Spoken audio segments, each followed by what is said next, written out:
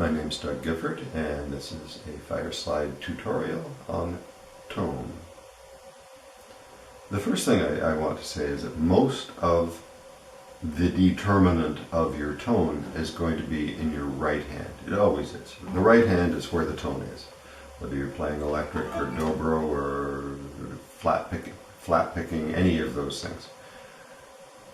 It's your right hand that's going to make the biggest difference. And I'm not going to cover it because that's a whole nother topic. However, I will show you how you can maximize the tone that you get with the fireslide. And this applies to any slide, but I'm talking about the fireslide here. What makes the string vibrate at the pitch that the fireslide is indicating is that it effectively shortens the string. Make it longer, it gets lower, make it higher, or shorter, it gets higher. And for it to do that effectively, the string has to kind of stick to it. Now, it's not a nut, it doesn't have grooves in it. The nut is pretty serious about not letting the strings slide back and forth across it. Now, if you can get the fireslide to play so that the strings go across it, and you probably won't like it. That's what it sounds like. I'm almost lifting up on the fireslide. If I push down just a bit, everything cleans up. If I press down too hard, it still sounds fine, but I'm actually against the frets. And no, we don't want that. So just gentle pressure.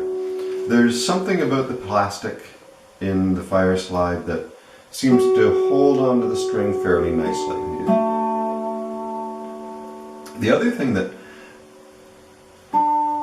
helps is that the slide is not moving.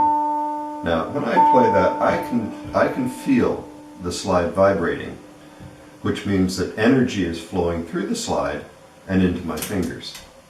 If it was light, like let's say it was an empty Bic lighter, it would do that very quickly, and then the sound dies, and you have short sustain. It sounds. I have a wooden slide. It sounds like playing the banjo. But with the fireslide, it's almost a quarter pound. It's quite heavy, and it holds on for quite a while.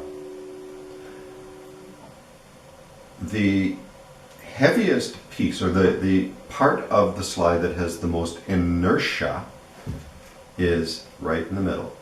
See, it's relatively, I'll do it this way, relatively easy to bump this around at the ends. It moves easily. But if you hit it in the middle, that's where it's at its best. And if you want a good sound, especially in the bass strings, but this applies all around, it's best to use the center of the slide. So here's an example. Okay, I'm going to... There's what it sounds like right at the end. Okay, you hear all that rattling and it dies off a bit.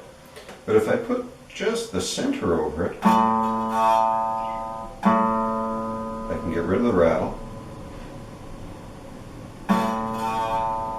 Mostly. And I have more sustain. By the way, anytime it rattles like that, you've lost your sustain too.